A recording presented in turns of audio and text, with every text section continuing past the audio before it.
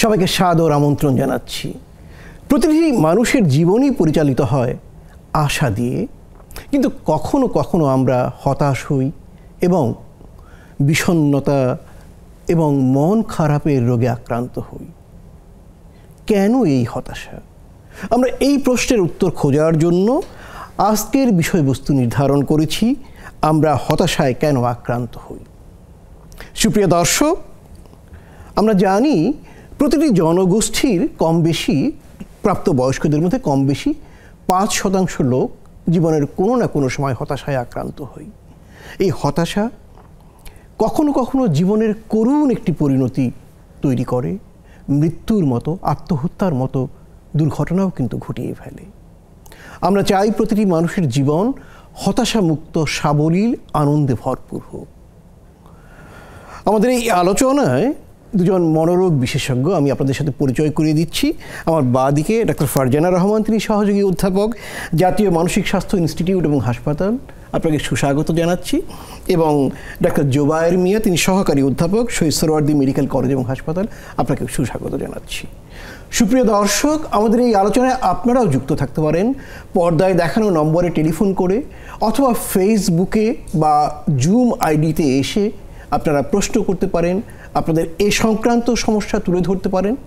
আমাদের অতিথিদ্বয় সানন্দে আপনাদের প্রশ্নের জবাব দেবেন, সমস্যার সমাধানের পথ দেখাবেন এবং সুস্থ জীবনের দিকে অগ্রসর হতে সহযোগিতা করবেন। ডক্টর রহমান, কেমন আছেন? ভালো। খুব সোজা প্রশ্ন, আমরা কেন হতাশ হই? আসলে হতাশ হওয়ার যে বিষয়টা, আরেকটু যোগ করেন, হতাশা কারে কয় সখী? এটা আসলে আমাদের মনোজগতের একটা অবস্থানের নাম। আমাদের মনোজগৎ, আমাদের অনুভব, আমাদের অনুভূতি যখন বাধাগ্রস্ত হয় এবং দিনের বেশিরভাগ সময় আমাদের মনে যখন মন খারাপ থাকে এবং তা যদি ক্রমাগত 2 সপ্তাহের বেশি থাকে, তখন কিন্তু আমরা তাকে বলবো একজন হতাশাগ্রস্ত বা বিষণ্ণতা। আচ্ছা, মানে মন খারাপটা অন্তত 2 সপ্তাহ বেশি হতে হবে। তো আমরা কেন হতাশ হই? হতাশার বিষয়টা আসলে এটি খুব একটি মিথস্ক্রিয়ার ব্যাপার। অনেকগুলো কারণে একটি মানুষ হতাশ হয়ে উঠতে পারে বা বিষণ্ণতায় আক্রান্ত হতে পারে। প্রথমে আমরা বলবো এটা কিন্তু একটি সুনির্দিষ্ট বৈজ্ঞানিক ভিত্তি আছে। যেমন এটি জেনেটিক কারণ, বংশগতিতে, অর্থাৎ বংশক্রমেও আমরা হতাশায় আক্রান্ত হতে পারি। এবং পরিবারের যে কোনো কারো যদি যে কোনো ধরনের মানসিক রোগের ইতিহাস থাকে, তাহলে কিন্তু তার মধ্যে হতাশ হওয়ার ঝুঁকি থাকে। আমাদের মস্তিষ্কে কিছু জটিল রাসায়নিক পদার্থ আছে। এই রাসায়নিক পদার্থগুলোর মধ্যে ডোপামিন এবং সেরোটোনিন, এগুলোর মধ্যে যদি নরঅ্যাড্রেনালিন, অ্যাড্রেনালিন, এদের মধ্যে যদি কখনো কোনো ধরনের ভারসাম্যহীনতা তৈরি হয়, তাহলে হতাশা হতে পারে। আচ্ছা, ডোপামিন বেড়ে গেলে কি আমরা হতাশ হব না আনন্দিত হব? এটা খুব চমৎকার একটি প্রশ্ন। আসলে সেটা অনেক জটিল আলোচনা। স্বাভাবিকভাবে ডোপামিন যদি কৃত্রিমভাবে বাড়িয়ে তোলা হয়, তাহলে কিন্তু সেটা উত্তুঙ্গ আনন্দ, সেই আনন্দটাও কিন্তু ভয়াবহ। ঠিক আছে, সাধারণত যা বিভিন্ন ধরনের নেশা জাতীয় পদার্থ বা জুয়া খেলা বা আসক্তির পর্যায়ে সেটা নিয়ে যায়। এবং আরেকটি ব্যাপার যে সিজোফ্রেনিয়ার সাথে কিন্তু ডোপামিনের অতিমাত্রা জড়িত থাকে আমাদের সাথে। এর পাশাপাশি আমরা যদি সেই বিষণ্ণতার প্রসঙ্গে ফিরে আসি, তাহলে আমাদের মস্তিষ্কের বিভিন্ন জায়গা বিভিন্ন কাজের সাথে জড়িত। তো মস্তিষ্কের যে জায়গাটি আমাদের আবেগ, অনুভব, চিন্তা, চেতনার সাথে যুক্ত, বা মস্তিষ্কের যে জায়গাটি আমাদের বিভিন্ন ধরনের স্মৃতির প্রসেসিংয়ের সাথে যুক্ত, সেখানে যদি কোনো ধরনের কানেক্টিভিটি বা সংযোগের সমস্যা হয়, তাহলে আমাদের বিষণ্ণতা হতে পারে। আর এর পাশাপাশি খুবই গুরুত্বপূর্ণ যে বিষয়টি, সেটা হচ্ছে আমাদের আর্থসামাজিক প্রেক্ষাপট।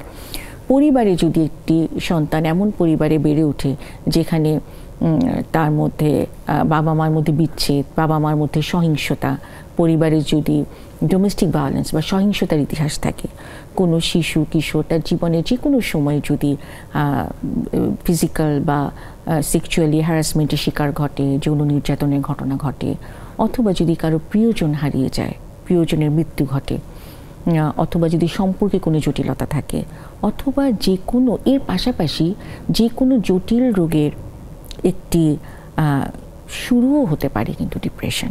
অনেক নানাবিধ কারণে। ডক্টর জোবায়ের মিয়া, লক্ষণগুলো কি হয় হতাশাগ্রস্ততার? হতাশার যেহেতু আবেগজনিত একটি রোগ, তাহলে এটা মনের ব্যাপার আছে। তা আমাদের আপা যেমনটি বলছিলেন যে 2 সপ্তাহের বেশি সময় ধরে যদি কারো মনটা খারাপ থাকে এবং আগে যে কাজগুলিতে সে উৎসাহ পেত সেই কাজগুলিতে সে যদি আর আনন্দ খুঁজে না পায়, কিংবা তার মধ্যে যদি এই আত্মবিশ্বাসের অভাব হয়, আমি কিছুই পারবো না, আমার দ্বারা আর কিচ্ছু হবে না, আমি একটা জড় পদার্থ, এই ধরনের গিল্ট ফিলিং এবং ওর্থলেসনেস, আমরা যেটা বলি যে নিজের সম্পর্কে একেবারেই সবচেয়ে নিম্ন ধারণা, নিজেকে অপদার্থ মনে করে এবং তার মধ্যে সব নেগেটিভ থটগুলি আসে, তার ব্যক্তিগত, তার নিজেকে, তার আশেপাশের সবাইকে এবং এই পৃথিবীটাকেই তার মনে হয় যে সব কিছু নেগেটিভ, সামনে কোনো ভালো কিছু হওয়ার চান্স নেই। এবং এরকম ভাবতে ভাবতে তার মধ্যে কিছু বায়োলজিক্যাল সিমটমও আমরা দেখি, শরীরবৃত্তীয় কিছু পরিবর্তনও হয়। বিশেষ করে খাবার দাবারের রুচি, বেশিরভাগ মানুষেরই খাবার দাবারের রুচি কমে যায়। আবার অ্যাটিপিক্যাল ডিপ্রেশন আছে, কিছু কিছু ব্যক্তিদের আবার হতাশ হলে তারা বেশি বেশি খায়। আচ্ছা। এবং তাদেরকে যদি জিজ্ঞেস করা হয় যে আপনি বেশি বেশি খান কেন, বলে যে আমি খাওয়ার মধ্যেই আনন্দ খুঁজে পাই। আবার কিছু লোক আছে যাদের ঘুমের ব্যাঘাত হয়। বেশিরভাগ হতাশাগ্রস্ত মানুষের কিন্তু ঘুম কম হয় বা তারা তাড়াতাড়ি ঘুম ভেঙে যায় তাদের, হয়তো ঘুম আসতে দেরি হয় অনেকের ঘুম আগে আসলেও মাঝরাতে তাদের ঘুম ভেঙে যায়।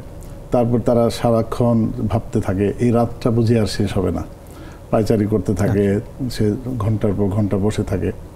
আরেকটি যেটি হয় যে তার যে সেক্স ড্রাইভ এটি কমে যায়, বেশিরভাগ হতাশাগ্রস্ত মানুষের সেক্স ড্রাইভ কমে যায়, যৌন আকাঙ্ক্ষা কমে যায়। এবং সবচেয়ে যে হতাশাগ্রস্ত ব্যক্তিদের সবচেয়ে খারাপ যে উপসর্গ, যেটি হলো নিজের জীবনের দাম সে দিতে চায় না এবং নিজের জীবনকে শেষ করে দেওয়ার অনেক সময় অনেকের ইচ্ছে হয়, অনেকে শেষ করে দেওয়ার চেষ্টা করে। তার মানে এটি আত্মহত্যারও একটি কারণ হতে পারে। জি, অবশ্যই। এবং আত্মহত্যার সবগুলি কারণের মধ্যে বলা হয় যে মোর দেন 40% কারণ হলো এই বিষণ্ণতা। আচ্ছা। এবং এই বিষণ্ণ ব্যক্তিকে যদি সোশ্যালি বা পারিবারিকভাবে, সামাজিকভাবে এবং তার যদি সঠিক চিকিৎসা না করা হয়, সেই ব্যক্তি কিন্তু আত্মহত্যা করেই বসে। জি, আপনাকে ধন্যবাদ ডক্টর রহমান। যেমনটি ডক্টর জোবায়ের মিয়া বললেন যে এটি সবারই হতে পারে। হ্যাঁ, আপনি আমাকে খুব মানে সঠিকভাবে বলবেন যে নারী এবং পুরুষ এই দুইয়ের মধ্যে কারা বেশি হতাশা বিষণ্ণতায় আক্রান্ত হয়? নারীদের মধ্যে বিষণ্ণতার হার বেশি এবং পুরুষদের তুলনায় 2 গুণ বেশি। এই শতাংশ একজন পুরুষ যদি আক্রান্ত হয় সেক্ষেত্রে 2 জন নারী আক্রান্ত হবে। আচ্ছা, কেন এটি হয়? তার কারণ এখানে আপনি দেখবেন যে যে ঝুঁকির কথাগুলো বলা হচ্ছে, হ্যাঁ, যে বিভিন্ন ধরনের সম্পর্কের জটিলতা, বিভিন্ন ধরনের সহিংসতা, বিভিন্ন ধরনের নির্যাতন, বিভিন্ন ধরনের যে দমন বা পীড়ন বা বিভিন্ন ধরনের যে আমাদের আর্থসামাজিক যে প্রেক্ষাপট, এখানে কিন্তু সাধারণত নারীরাই বেশি শিকার হন বা ভিকটিম হন। সেখান থেকেই কিন্তু এই বিষয়টি আসে। আর তাছাড়াও নারীদের তো জীবনে বিভিন্ন পর্যায় থাকে, যেমন একটু মেনস্ট্রুয়েশনের সময় তাদের একটা বিষয় থাকে, সেই সময়ের সাথে কিন্তু বিষণ্ণতার একটা সরাসরি সম্পর্ক থাকে। আবার যখন তার মাসিক ঋতুস্রাব চলতে থাকে তখন সে এমনিতেই বিষণ্ণ হতে পারে, হতাশাগ্রস্ত। তার কিছু আগে তার এই ধরনের লক্ষণটা হতে পারে। অথবা নারী যখন রজনীবৃত্তি হয়, পোস্ট মেনোপজাল সময়েও আসতে পারে। আর একটা হচ্ছে সন্তান ধারণের পরবর্তী সময়ে পোস্টপার্টাম ডিপ্রেশন হতে পারে, এবং যেটা উনি বললেন যে তার ফলাফল কিন্তু মারাত্মক পরিণতি ডেকে আনে। তো এই সমস্ত কারণে, আর্থসামাজিক কারণ, নারীর নিজের শারীরবৃত্তীয় কিছু কারণ, এই কারণে কিন্তু নারী প্রতিকূলতার শিকার হন বলেই তাদের মধ্যে বিষণ্ণতার হারটা বেশি। অনেক ধন্যবাদ। একজন দর্শক রয়েছেন আমাদের সাথে। কে আছেন আমাদের সাথে, সুপ্রিয় দর্শক? আসসালামু আলাইকুম, আমি এমন সাহেব উত্তরা থেকে বলছি। জি হ্যাঁ, আমার একটা কোশ্চেন হচ্ছে, আমার ফ্যামিলির এক মেম্বার, মহিলা মানুষ, হ্যাঁ, বয়স হচ্ছে 22 বছর। হ্যাঁ, উনি 1 বছর আগে ওনার ওসিডি প্রবলেম ওসিডি হ্যাঁ হ্যাঁ জি, ওষুধও খাচ্ছিলেন। 1 মাস ওষুধ ছেড়ে দিয়েছে, ডাক্তার বলছে ওষুধ কন্টিনিউ করবেন, বাট করে নাই, ওষুধ ছেড়ে দিয়েছে। উনি ওনার শল্য চিকিৎসা, তাবিজ তোমার এসব দিকে, মানে ডাক্তারের দিকে আর মনোযোগ দেন না, ডাক্তার চিকিৎসার দিকে। গত মাস 2 হচ্ছে তার দেশে থাকে, গ্রামে থাকে, তার প্রস্রাব অনেকবার, সে বলে যে অনেকবার প্রস্রাব করে, 20-25 বার বা 5 দিনের মধ্যে। এখন শুধু বাচ্চা বোধহয় প্রস্তাব করে। এখন এই জিনিসটা কি ইউরোলজি কোনো, আমরা আবার মেডিসিন ডাক্তার দেখেছি তার কোনো ইনভেস্টিগেশন এমন কিছু পান নাই। এখন এই জিনিসটা কি মানে ওসিডি রিলেটেড, মেন্টাল ওই ধরনের সাইকিয়াট্রিক নাকি ইউরোলজিক্যাল প্রবলেম, এই জিনিসটা জানার জন্য। জি, আপনি থাকুন আমাদের সাথে। ডক্টর ফারজানা রহমান 22 বছরের একটি নারী, তিনি অবস্ট্যাটিক কি অবসেসিভ কম্পালসিভ ডিসঅর্ডারে ভুগছিলেন। ওষুধ কোর্সটা পুরো খাননি তিনি, এখন বারবার প্রস্রাব করে এবং মেডিসিনের ডাক্তার কোনো শারীরিক কারণ খুঁজে পাননি। আচ্ছা, অত্যন্ত ধন্যবাদ এরকম একটি প্রাসঙ্গিক প্রশ্নের জন্য। প্রথমে বলি যে এই যদি কোনো কারণ না পাওয়া যায়, এই যে বারবার তার উনি প্রস্রাব করতে যাচ্ছেন, এটা কিন্তু অবসেসিভ কম্পালসিভ ডিসঅর্ডারের একটি লক্ষণ বা একটি ধরন হতে পারে। আচ্ছা, অন্যতম একটি লক্ষণ হতে পারে। মানে এটা কিন্তু একজন সাইকিয়াট্রিস্টই ভালো বুঝবেন, ওনাকে কিন্তু সাইকিয়াট্রিস্টের কাছে আসতে হবে। এবং অবসেসিভ কম্পালসিভ ডিসঅর্ডারের সাথে কিন্তু অনেক সময় ডিপ্রেশন থাকে। তো আমরা যদি আসলে ওনার সাথে একটু কথা বলে বুঝতে পারি, তাহলে অবসেসিভ কম্পালসিভ ডিসঅর্ডারকে এখানে বিভিন্ন ধরনের চিন্তা আসে যে হয়তো তিনি অপরিচ্ছন্ন, হয়তো তার কোনো ধরনের সমস্যা হচ্ছে, তারই পরিপ্রেক্ষিতে এই বিষয়টা থেকে কিন্তু মনে হচ্ছে যেটা অবসেসিভ কম্পালসিভ ডিসঅর্ডারই একটি উপসর্গ মাত্র। সঠিক চিকিৎসায় কিন্তু উনি ভালো হবেন। ধন্যবাদ। আমাদের প্রশ্নকারী দর্শক বন্ধু, আপনাকে বলছি, আপনার এই রোগীটিকে একজন মনোরোগ বিশেষজ্ঞ দেখালে তিনি সম্ভবত খুব দ্রুতই ভালো হয়ে উঠবে। ডক্টর জোবায়ের মিয়া, কোন বয়সের মানুষ সবচেয়ে বেশি বিষণ্ণতায় হতাশায় আক্রান্ত হয়, নাকি বয়সের সাথে এর সম্পর্ক নেই? আসলে কোনো ধরনের মানুষই বিষণ্ণতায় আক্রান্ত হবে না এটা বলা যায় না। মানে সব ধরনের মানুষই, সব বয়সের, শৈশবে শিশু আমরা চাইল্ডহুড ডিপ্রেশন জানি যে 10-11 বছরের শিশুটি হঠাৎ করে স্কুলে যাচ্ছে না, তার মেজাজটা খারাপ, খিটখিটে মেজাজ, তাকে যদি ভালো করে তার সাথে কথা বলা যায় তাহলে তার মন খারাপের খবরটা কিন্তু জানা যায়। হয়তো বাবা মার সাথে তার অ্যাডজাস্টমেন্ট হচ্ছে না, স্কুলের সহপাঠীদের সাথে তার অ্যাডজাস্টমেন্ট হচ্ছে না, কিংবা কোনো সাবজেক্টে সে বুঝতে পারছে না, সেখানে তাকে বুঝিয়ে বা তাকে এফোর্ট দিয়ে পড়ানো হচ্ছে না, এই কারণেও তার মন খারাপ থাকতে পারে। এবং মন খারাপের তার যে বহির্প্রকাশটা, আমরা বড়রা যেমন বলি যে আমার ভাল লাগছে না, আমার খেতে ইচ্ছে করে না, ও কিন্তু এরকম বলবে না। ও বলবে যে না, সে তাকে একটা ভালো কথা বললে সে ইরিটেবল থাকবে, সে বিরক্তি প্রকাশ করবে, সে গোসল করবে না, খাবে না, বন্ধুদের সাথে খেলবে না। এই উপসর্গ নিয়েও কিন্তু বিষণ্ণ হয়ে আসতে পারে আমাদের কাছে। আর সাধারণত বেশিরভাগ দেখা যায় যে যারা আমরা বলি যে 20 থেকে 30 বছরের বয়সী যারা আপা বলেছেন, পুরুষ মহিলা উভয়ই আক্রান্ত হতে পারে, তবে মেয়েদের হারটা দ্বিগুণ। আচ্ছা, তারা যেহেতু এই 20-25 বছরের মানুষের কিন্তু একটা ট্রানজিশনাল পিরিয়ড, তারা স্টুডেন্ট লাইফ মানে পরিবর্তনের ভিতর দিয়ে যায়, বিভিন্ন শারীরিক সামাজিক পরিবর্তনও হয়, তারা স্কুল থেকে ইউনিভার্সিটিতে যায়, তাদের দায়িত্ববোধ বাড়ে, তাদের পড়াশোনার চাপ বাড়ে, এবং অনেক সময় সংসারের টানাপোড়েনের কারণে তাদের আর্ন করতে হয়। তাদের এই যে বাস্তবতার সাথে এবং তাদের চাহিদা এবং যে ডিমান্ড এবং তার যে সাপ্লাই, এর যে সমন্বয় হয়, আমাদের বাংলাদেশের মতো আমরা উন্নয়নশীল দেশের দিকে যাচ্ছি, তবুও আমাদের অর্থনৈতিক অবস্থা ততটা ভালো নয়। এই পরিস্থিতিতে কিন্তু তারা বিষণ্ণ হয়ে পড়তে পারে। আরেকটি যেটা বিষয় যে তার মধ্যে ব্যক্তিত্বের পরিবর্তন হয় এবং তাদের মধ্যে ব্যক্তিগত হতাশাবোধ তৈরি হয়। সেটা হতে পারে তার ব্যক্তিগত কোনো লস থেকে, অর্থাৎ তার বন্ধুর সাথে যদি তার কোনো বিচ্ছেদ হয়, বা তার ভালোবাসা বা তার যে সঙ্গী সাথী তার সাথে যদি কোনো মিসম্যাচ হয়, কিংবা কোনো পরিবেশ পরিস্থিতিতে আমাদের আর্থসামাজিক রাজনৈতিক প্রেক্ষাপট, এগুলি কোনো মানসিক বিপর্যস্ত হয়, মানসিকভাবে যদি সে বিপর্যস্ত হয়, তাহলে ইয়ং অ্যাডাল্টদের মধ্যেও কিন্তু বিষণ্ণতা দেখা দেয়।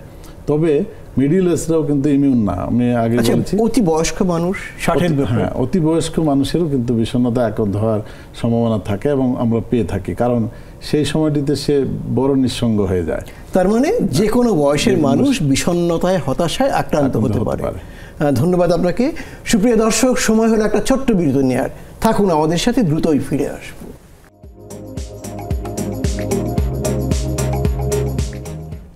সঙ্গে থাকার জন্য অনেক অনেক ধন্যবাদ। সুপ্রিয় দর্শক, আমরা কথা বলছি আমরা হতাশায় কেন আক্রান্ত হই, এই শিরোনামে ডাক্তার ফারজানা রহমান এবং ডাক্তার জোবায়ের মিয়া, দুজন মনোরোগ বিশেষজ্ঞ আমাদের সাথে আলোচনায় রয়েছেন, এবং পর্দায় দেখানো নম্বরে ফোন করে অথবা ফেসবুক বা জুম আইডিতে এসে আপনারাও কিন্তু আপনাদের প্রাসঙ্গিক প্রশ্ন বা সমস্যা তুলে ধরতে পারেন। ডক্টর রহমান, একটু আগে ডক্টর মিয়া যেটা বলছিলেন যে বাচ্চারা অর্থাৎ 10, 11, 12 বছরের শিশু খিটখিটে মেজাজ, মন খারাপ, স্কুলে যেতে চায় না, সেসব ক্ষেত্রে আমাদের অভিভাবকরা সাধারণত ধমক দেয় বা জোর করে তাদের পড়তে বলে, স্কুলে পাঠায়। এই যে ব্যাপারটা, এতে কি শিশুর কোনো ক্ষতি হতে পারে? হ্যাঁ, অনেক ধন্যবাদ। আসলে এই যে লক্ষণগুলো বললেন এবং ডাক্তার জুবায়েরও যেটা বললাম, আমরা যদি মিলাই আর একটু খোঁজ নিয়ে দেখা যাবে যে বাচ্চাটা হয়তো পেট ব্যথা, মাথা ব্যথা এই ধরনের কথাগুলো বলে, এবং বাবা মারা কিন্তু মনে করেন যে বাচ্চা স্কুলে না যাওয়ার জন্য এই ধরনের কথাগুলো বলছে। আসলে ওই যে বাচ্চারা কিন্তু তাদের অনুভব বা আবেগকে ঠিক সেভাবে করে প্রকাশ করতে পারে না, তো সেই জন্য মন খারাপের বিষয়টাকে তারা মেজাজ খারাপ করে এবং অনেক সময় বলে পেট ব্যথা, মাথা ব্যথা। এই যে যখন বাবা মারা কিন্তু খুব রেগে যান যে বাচ্চাদের আবার বিষণ্ণতা কি, বাচ্চাদের আবার হতাশা কি, সবই তো তোমাকে দিচ্ছি, কিন্তু আসলে বিষয়টা তা না। বাচ্চা হয়তো এমন কোনো একটা প্রতিকূল পরিবেশে যাচ্ছে বা এমনভাবে হয়তো সে কোনো সমস্যায় ভুগছে, তার মধ্যে বিষণ্ণতার জন্ম হচ্ছে, কিন্তু যেহেতু সে বড়দের মতো প্রকাশ করতে পারে না, কাজে সেই সমস্যার মধ্যে দিয়ে যাচ্ছে। আমি খুব অনুরোধ করব, বিশেষ করে এই প্রজন্মের সন্তানদের কাছে, তারা খুবই অনুভূতিপ্রবণ, স্পর্শকাতর। তো যে কোনো সমস্যায় বাবা মারা যেন জোর না করেন, চাপ না দেন, একটু যেন জিজ্ঞাসা করে যে হয়তো এমন হতে পারে যে সে পিছিয়ে পড়ছে, হয়তো এমন হতে পারে যে সে বুলিংয়ের শিকার হচ্ছে, হয়তো এমন হতে পারে যে কোনোভাবে সে তার প্রত্যাশার সাথে প্রাপ্তি বা কোথাও তার বন্ধুদের সাথে তার কোথাও ঝামেলা হচ্ছে, এমনও হতে পারে যে হয়তো সে কোনো গোপনে সে কোনো শারীরিক বা মানসিক নির্যাতনের শিকার হচ্ছে। তো এই বিষয়গুলো ব্যাপারে আসলে বাবা মাদের খুবই যথেষ্ট, ধমক দিয়ে থামিয়ে দেওয়া যাবে না, সমস্যাটা জানতে হবে। একজন দর্শক রয়েছেন আমাদের সাথে। সুপ্রিয় দর্শক, কে আছেন আমাদের সাথে?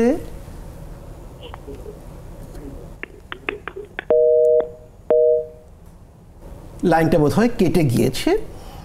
ডক্টর জোবায়ের মিয়া, বিষণ্ণতা, হতাশা, এগুলো যেটাকে ইংরেজিতে আমরা বলি ডিপ্রেশন, একটি মানসিক ব্যাধি, কিন্তু কোনো শারীরিক রোগের কারণে কি ব্যাধি এইটি হতে পারে? আপনাকে অনেক ধন্যবাদ, খুবই গুরুত্বপূর্ণ প্রশ্ন। আমরা মনে করি যে বিষণ্ণতা, দুশ্চিন্তা এগুলো শুধু মানসিক রোগীদেরই হয়। আমরা যারা সুস্থ স্বাভাবিক মানুষ, মানসিকভাবে সুস্থ, কিন্তু আমাদেরও যে ক্রনিক ব্যাধিগুলি আছে, যেমন ধরুন খুবই কমন একটি রোগ ডায়াবেটিস।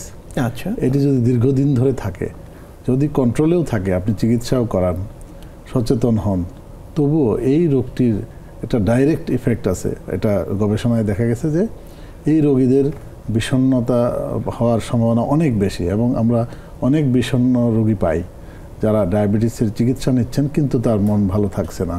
তার যে কার্যক্রমগুলি করা দরকার, ডায়াবেটিস হলে যে আমরা ডায়েট, ডিসিপ্লিন এবং ড্রাগস, প্রথমে আমরা ডায়েটের কথা চিন্তা করি, ডিসিপ্লিন, এক্সারসাইজ, এই বিষয়গুলো করার জন্য যে তার মনের ভিতরে একটা স্পৃহা আসবে, ডিপ্রেশন থাকলে কিন্তু এটা হয় না, এবং যার ফলে তার জটিলতা আরও বেড়ে যায়।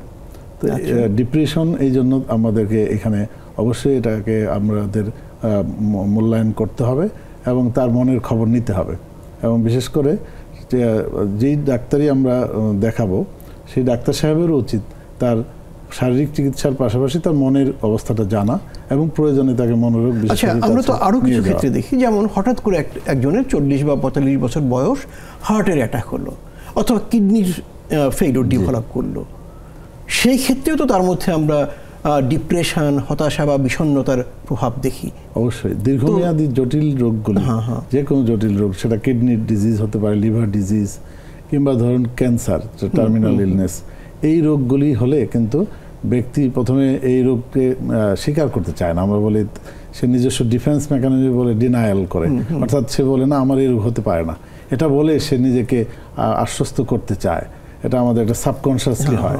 কিন্তু যখন তার রিপোর্ট, তার শারীরিক অবস্থার অবনতি হতে থাকে, রিপোর্টে কনফার্ম ডায়াগনোসিস আসে, তখন এটাকে অ্যাকসেপ্ট করে নেয়, এবং অ্যাকসেপ্ট করে নেওয়ার পরে যখন তার পিছনে অনেক খরচ, তাকে নিয়ে অনেক দৌড়াদৌড়ি, তার নিজস্ব লোকজন, তার আত্মীয় স্বজনরা ব্যতিব্যস্ত হয়ে পড়ে, তারাও মানে হতাশাগ্রস্ত হয়ে পড়ে, তাদের দুশ্চিন্তা এবং নিজের পরিণতির কথা ভেবে সে কিন্তু ডিপ্রেসড হয়ে যায়, এবং সেই মুহূর্তে কিন্তু তার মনের যত্ন নেওয়া খুবই জরুরি, নাহলে কিন্তু আমাদের দেশে ধরুন ঐতিহ্যগতভাবে হৃদরোগে আক্রান্ত মানুষটির জন্য মানসিক রোগীর হিসেবে তার যে কনসালটেশন বা উপদেশ দরকার অথবা চিকিৎসা দরকার, এটি তো একেবারেই গড়ে ওঠে না। সেটি হৃদরোগের ক্ষেত্রে হোক, কিডনির ক্ষেত্রে হোক বা ডায়াবেটিসের ক্ষেত্রে হোক।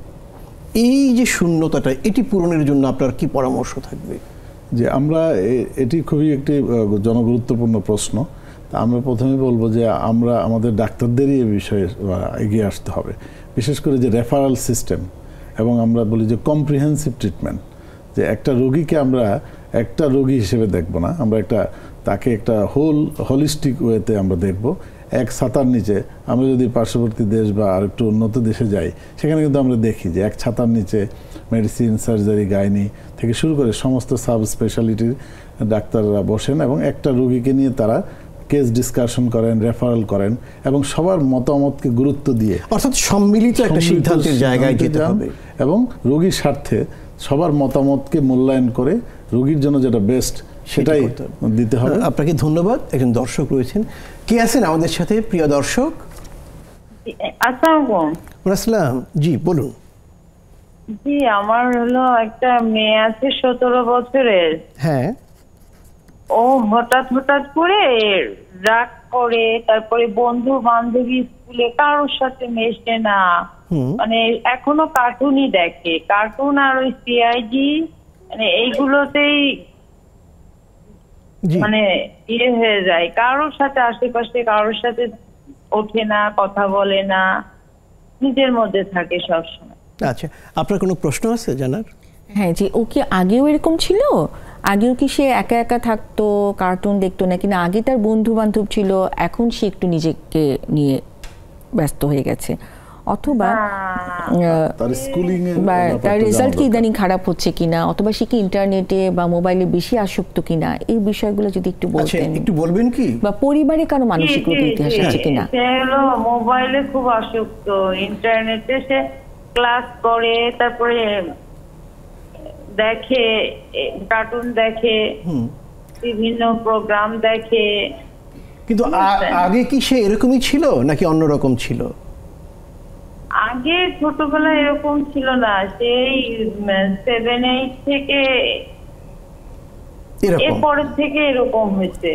মানে সে একটা স্কুলে আগে পড়তো, পরে গার্লসে একটা স্কুলে ভর্তি করে দিছি, ওখান থেকে তার মানে ওখানে সে অ্যাডজাস্ট করতে পারে না। জি, আপনি থাকুন আমাদের সাথে ডক্টর রহমান। হ্যাঁ, এই বিষয়টি কিন্তু অত্যন্ত গুরুত্বপূর্ণ এবং সতর্কবার্তা। এই কিশোরীটির বেলায় এখনই কিন্তু আমাদের সতর্ক হতে হবে। আমি খুব অনুরোধ করব উনি যেন জাতীয় মানসিক স্বাস্থ্য ইনস্টিটিউট অথবা যে কোনো বিশেষজ্ঞের কাছে উনি যেন যোগাযোগ করেন, এবং এখনো সুযোগ আছে, সময় আছে। সম্ভবত এই মেয়েটি বা কিশোরীটি ইন্টারনেট অ্যাডিকশনে এবং ইন্টারনেট অ্যাডিকশনের পাশাপাশি ওর ব্যক্তিত্বেও হয়তো কিছু সমস্যা গড়ে উঠেছে, তবে প্রপার চিকিৎসায়, সঠিক চিকিৎসায় এখান থেকে সম্পূর্ণভাবে বের হয়ে আসতে পারবে। জি, ধন্যবাদ। আচ্ছা, আরেকটি ব্যাপার, আপনি তো মনোরোগের সামাজিক দিকটা নিয়ে বেশি কাজ করেন। সামাজিক কোনো কারণে কোনো ব্যক্তি মানুষের বিষণ্ণতা, হতাশা বা ডিপ্রেশন হতে পারে কিনা? অবশ্যই সামাজিক কারণ তো ওতপ্রোতভাবে জড়িত। যেমন একটি মানুষের বিষণ্ণতার জন্য যেমন বেকারত্ব, অথবা অনেক সময় কিন্তু পারিবারিকভাবেও অন্য আরেকজনের অবস্থানের সাথে একটি ব্যক্তি মানুষকে তুলনা করা হয়। ঠিক আছে, এটা তো শিশুদের ক্ষেত্রে, কিশোরদের ক্ষেত্রে বেশি হয়। এই দেখো, তুমি সেকেন্ড হয়েছো, তোমার প্রতিবেশী ফার্স্ট হয়েছে, অথবা ও ভালো চাকরি পেয়ে গেল, তুমি কিছুই করলে না। এবং একটা বিষয় যে পারিবারিকভাবে আমাদের বাবা মারা কিন্তু যে মেয়েটি হয়তো খুব মেধাবী হতো, যে মেয়েটি হয়তো মেরিকুরি হতে পারতো, আমরা জোর করে তাকে হয়তো ডাক্তারি পড়াই। যে ছেলেটি হতে পারতো পাবলো পিকাসো, আমরা হয়তো জোর করে তাকে ব্যাংকার বানাই। তো এইরকম যেটা মিথস্ক্রিয়ার জন্য এই বিষয়টাই কিন্তু একটা সামাজিক কারণ। এই যে আমরা আমাদের পরিবারের সন্তানদেরকে স্ট্রেসের মধ্যে ফেলে দিই, এটা তো আসলে সামাজিক একটা স্বীকৃতির জন্যই। আবার সামাজিক স্বীকৃতিটার ঘাটতি বা তথাকথিত ঘাটতি, তুলনা, তির্যক মন্তব্য কিন্তু আমাদেরকে অনেক সময় ডিপ্রেশনের দিকে ঠেলে যায়। যেমন একাকী মা, অথবা যারা একটু বিবাহ বিচ্ছেদ বা আমাদের বিভিন্ন ধরনের সোশ্যাল ট্যাবু বা সামাজিক সংস্কার কাজ করে। তো এইসব মিলিয়ে কিন্তু বিশেষ করে কিন্তু তৃতীয় বিশ্বের দেশগুলোতে যে বিষণ্ণতার একটি বড় কারণ কিন্তু এই যে সামাজিকায়ন বা বিভিন্ন সমস্যাকে কিন্তু আমরা সামাজিকতা দিয়ে বিচার করি, সমস্যাগুলোকে আমরা হৃদয় দিয়ে অনুভব করি না, তখনই কিন্তু অনেক সময় উন্নত দেশেও তো আমরা দেখি বিষণ্ণতা হতাশায় আক্রান্ত রোগীর সংখ্যা অনেক বেশি, সেখানে কারণটা কি তাহলে? অনেক ধন্যবাদ। উন্নত বিশ্বে যে বিষণ্ণতার যে বিষয়গুলো থাকে সেখানে কিন্তু অনেকটা ক্ষেত্রেই তাদের মাদকাসক্তি, আচ্ছা, তাদের ক্ষেত্রেও বেকারত্ব থাকে এবং একাকিত্ব। এখানে কিন্তু এই যে আমাদের একটা যত যাই বলুক, আমরা যতই বলি যে আমাদের পারিবারিক অবক্ষয় ঘটছে, পারিবারিক বন্ধনগুলো নাই, তারপরেও আছে আমাদের পারিবারিক বন্ধন আছে, প্রতিবেশী আছে এবং আমাদের একটা সাপোর্ট সিস্টেম আছে, আত্মীয় স্বজন আছে, হ্যাঁ, মাথায় হাত রাখার আপনজনরা আছে, যতদিন অন্তত বাবা মা বা পরিবারের আপনজনরা থাকে। কিন্তু বিদেশে আপনি দেখেন এখানে কিন্তু সামাজিকায়ন অত্যন্ত গুরুত্বপূর্ণ একটা ভূমিকা রাখে। আমাদের দেশে যে কোনো সমাজেই আর্থসামাজিক প্রেক্ষাপটে তাদের সন্তানের স্বাস্থ্য, শিক্ষা, বাসস্থান, অন্ন, বস্ত্র, স্বাস্থ্য, শিক্ষা, বাসস্থান, এই মৌলিক চাহিদাগুলো কিন্তু বাবা মাই পূরণ করে। কিন্তু বিদেশে যখনই একটা সন্তান, পাশ্চাত্য দেশে বিশেষ করে 18 বছর হয়ে যায়, তখন কিন্তু এই দায়িত্বটা তার বাবা মা গ্রহণ করে না, রাষ্ট্র গ্রহণ করলেও তাকে ব্যক্তিগতভাবে সেই জীবনটা কিন্তু যাপন করতে হয়। এবং আপনি দেখবেন যে এবং অনেকেই কিন্তু মাদকাসক্তও হয়ে পড়ে। এই প্রসঙ্গে আপনি একটু যোগ করেন তো, মাদক আসক্তির সাথে হতাশা বিষণ্ণতার যোগ আছে কিনা? মাদকাসক্তি এবং হতাশার সাথে সরাসরি প্রত্যক্ষ যোগাযোগ আছে এবং এটাকে অনেক সময় বলে গোল্ডেন হ্যান্ডশেক। অর্থাৎ যে ব্যক্তিটি বিষণ্ণ থাকেন তিনি মাদকাসক্ত হয়ে যেতে পারেন এবং সেটা কিন্তু একেবারে গাঁজা থেকে শুরু করে যে কোনো ধরনের মাদক, এলএসডি অথবা অ্যাম্ফেটামিন বা ইয়াবা অথবা অ্যালকোহল। আবার যে মাদকাসক্ত তার মধ্যেও কিন্তু প্রবল বিষণ্ণতা দেখা দিতে পারে। অর্থাৎ এটা একটা চক্র, একে অপরের পরিপূরক। এটি একটি ভয়ঙ্কর চক্র। আপনি কিছু যোগ করবেন? আপা যেমনটি বলছিল যে আমাদের মতো গরিব দেশে বা উন্নয়নশীল দেশে, আচ্ছা, একজন দর্শক রয়েছেন ফোনটা নিয়ে। কে আছেন আমাদের সাথে সুপ্রিয় দর্শক? হ্যালো। হ্যালো, জি। হ্যালো, আসসালামু আলাইকুম। আসসালাম। আচ্ছা, আমি খুলনা থেকে তন্ময় বলছিলাম। হ্যাঁ স্যার, আমি 2 বছর আগে মানে 2021 সালে আমি অসুস্থ হয়েছিলাম একটু। বিষয়টা ছিল এমন যে আমি ওই ঘুমের ওষুধ খাওয়া হয়েছিল 7.5 mg। আচ্ছা, হ্যাঁ। তো এটা খাওয়ার পর থেকে আমার মানে মাথার মধ্যে গুলি, তারপর হচ্ছে যে প্রচন্ড খারাপ লাগা শুরু হলো। তো ওইটার বিষয়ে আমি ডাক্তার দেখিয়েছি, আমার মন টন খুব খারাপ লাগতো, ভালো লাগতো না কখনোই। তো ডাক্তার দেখানোর পরে ডাক্তার আমাকে হচ্ছে আপনার ফ্রেনজিট, গ্যাসের ওষুধ এবং মাল্টিভিটামিন এবং ডনে, এই 4টা ওষুধ দিয়েছিল। তারপরে ফ্রেনজিটটা খেলে খুব ভালো লাগতো, আস্তে আস্তে গ্যাসের ওষুধ মানে খেলে গ্যাসটা কমে যেত, কিন্তু মাল্টিভিটামিনটা খেলে খুব বমি হতো। যখন আমি 7 দিন আমাকে ফ্রেনজিটটা খাইতে বললো 7 দিন পরে আবার দেখা করতে, 7 দিন পরে আমাকে ওইটা 30 দিন এক্সটেন্ড করেছে। তো আমি 21 দিন খাওয়ার পরে এটা বন্ধ দেওয়ার পর থেকে আমার 2 দিন পরের থেকে আমরা প্রচন্ড গায়ে ঝাঁকি, মাথা ঘুরলি, বমি, মাথায় শনি লাগ, ঘুরে পড়ে যাওয়া, চোখে মুখে অন্ধকার দেখা, মাথা 2 সাইড অবশ হয়ে আসা, গায়ে ঝাঁকি, বুক ধড়ফড় করা, প্রেশার বেড়ে যাওয়া, প্রচন্ড আকারে শরীর খারাপ লাগা, বমি ভাব, অনেক কিছুই খারাপ লাগতো। তো এটা দেখানোর পরে আমি খুলনা মেডিকেল থেকে একজন নিউরো সাইকিয়াট্রিস্ট দেখালাম। তো আমার ওষুধ খেতে ভয় লাগার জন্য ওই ম্যাডামের হচ্ছে যে ওষুধটা আমি খাইনি। পরবর্তীতে আমি নিউরো মেডিসিন দেখিয়ে আমি হচ্ছে 6 মাস ওষুধটা কমপ্লিট করছি ডাক্তারকে দেখিয়ে। উনি আমার ইন্ডিভার 20 আর অ্যামিক্সেন দিয়েছি, যে পুরোটা কোর্সটা কমপ্লিট করে আমাকে দেখবেন। যদি ওনার আমি দেখাতে পারেনি, আমার কোর্সটা 2 দিন আগেই শেষ হয়েছে। কিন্তু স্যার গায়ে ঝাঁকি বা হচ্ছে যে বুক ধড়ফড় করা এখনো কিছুটা রয়ে গেছে, অনেক সিমটম এখনো রয়ে গেছে। মনে হয় কি মাঝে মধ্যে আমার শরীরে কিছু পড়ে যাচ্ছে। হ্যাঁ, জি। আপনার বয়স কত? আমার বয়সটা 30+। আচ্ছা, আপনি থাকুন আমাদের সাথে, ডক্টর জোবায়ের। আচ্ছা, উনি যে সিমটমগুলির কথা বললেন এবং যে ওষুধপত্রগুলির কথা বললেন খেয়েছেন, তাতে মনে হচ্ছে যে তার উদ্বিগ্নতা বা অ্যাংজাইটি ডিসঅর্ডারে উনি ভুগছেন।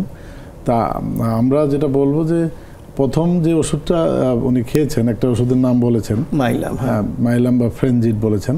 তো আসলে এই ওষুধগুলি আমরা সাধারণত সাইকিয়াট্রিস্টরা এই কম্বিনেশন, ওইটাতে কম্বিনেশন ওষুধ, এবং সেখানে কিন্তু অ্যান্টিসাইকোটিক এবং অ্যান্টিডিপ্রেশন, অর্থাৎ মানসিক রোগের যেটা সাইকোসিস, বড় ধরনের মানসিক রোগ এবং বিষণ্ণতা, এটার একসাথে কম্বিনেশন।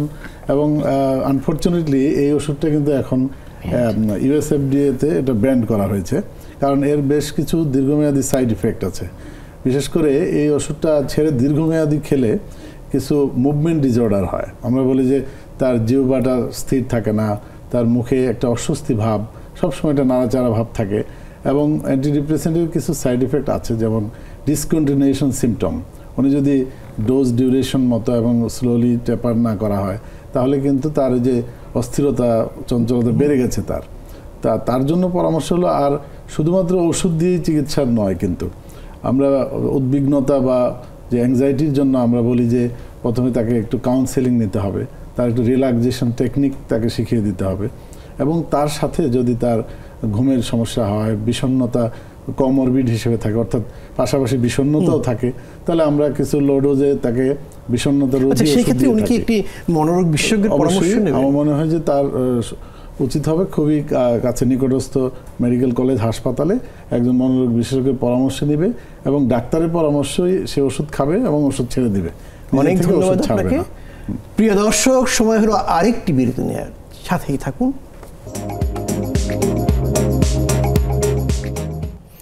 ডক্টর ফারজানুর রহমান, আমরা তো হতাশা, বিষণ্ণতার অনেকগুলো দিক নিয়ে কথা বললাম, এখন আসে চিকিৎসার বিষয়টিকে।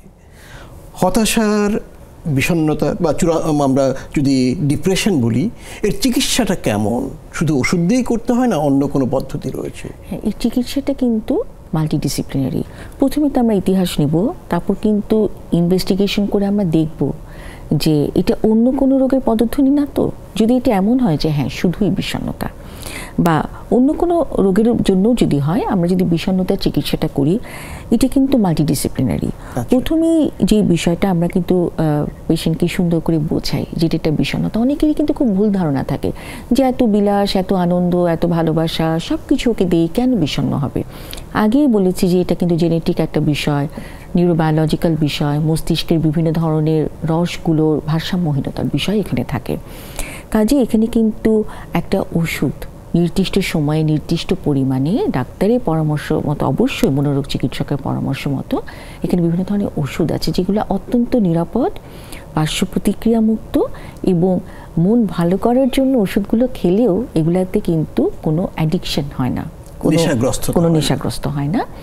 এই ধরনের ওষুধগুলো আমরা দিয়ে থাকি, এবং তার পাশাপাশি আমরা কিন্তু ভালোভাবে ইতিহাস নিয়ে দেখে থাকি যে যদি তার পরিবারে কোনো মানসিক রোগের ইতিহাস না থাকে, যদি তার অন্য কোনো সমস্যা না থাকে, যদি সে পড়াশোনার ক্ষেত্রে বা কাজের ক্ষেত্রে সে অ্যাক্টিভ থাকে, নিয়মতান্ত্রিক থাকে, তাহলে সাধারণত তার এই বিষণ্ণতাটা চলে যাওয়ার 6 মাস পর পর্যন্ত আমরা ওষুধটা কন্টিনিউ করতে বলি।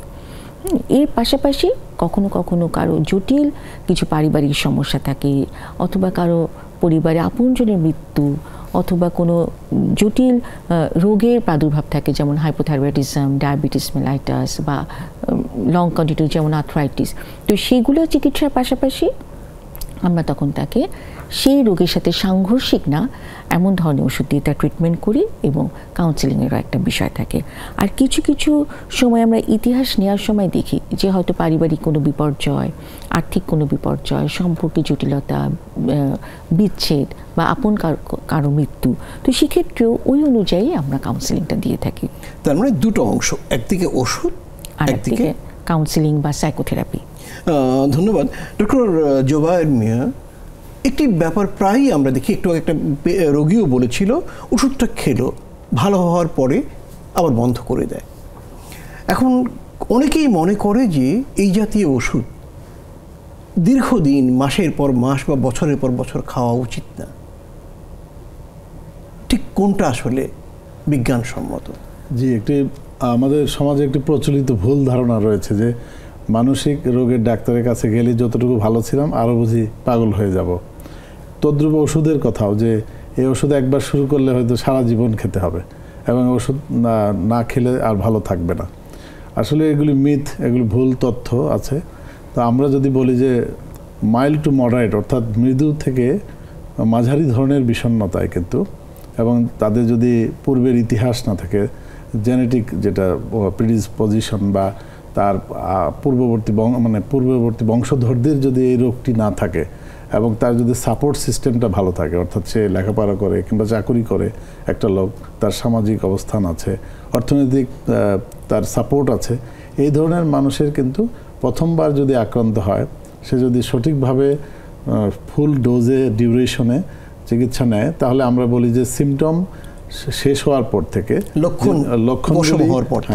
লক্ষণগুলি যখন উপশম হবে, সেটা হতে পারে কারো 2 সপ্তাহ থেকে 1.5 মাস, অর্থাৎ 6 সপ্তাহ পরে ওষুধের কার্যকারিতা শুরু হয়।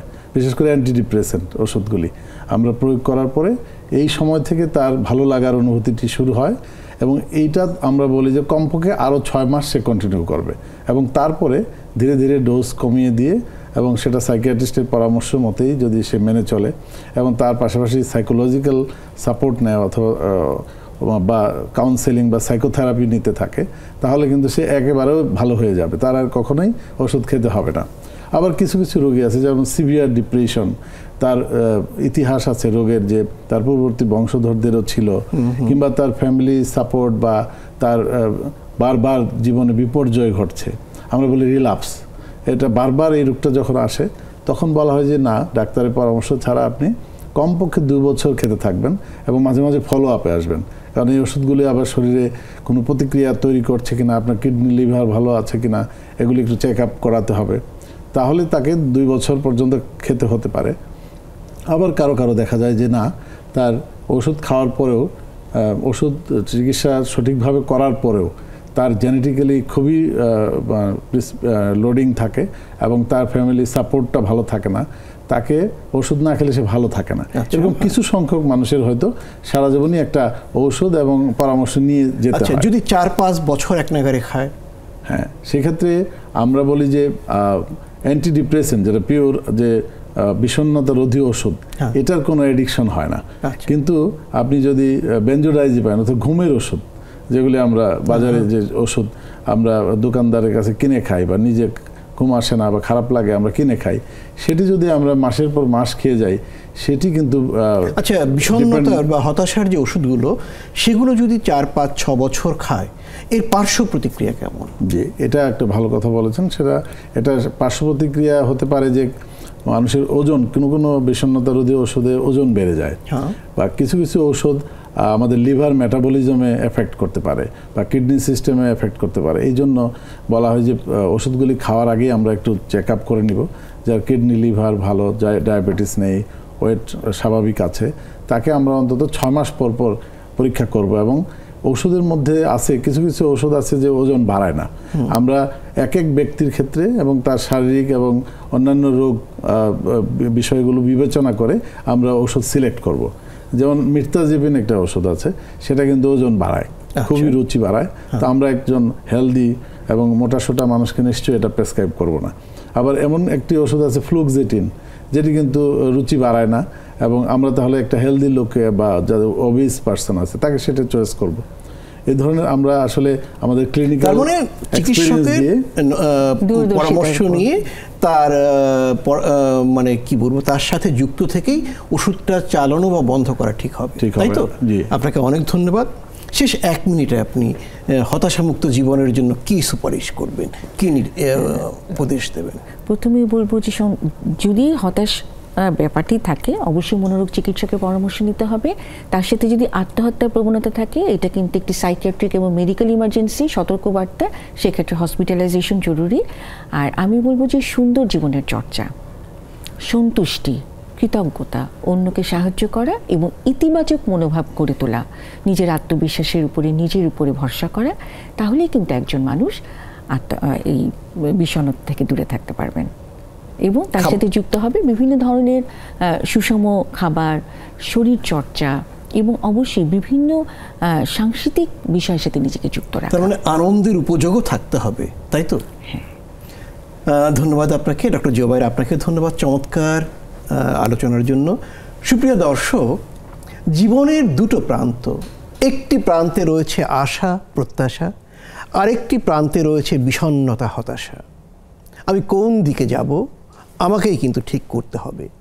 চলার পথে আমরা বারবার হোঁচট খেতে পারি, কিন্তু তারপরে তো উঠে দাঁড়াতে হয়, সামনে চলতে হয়।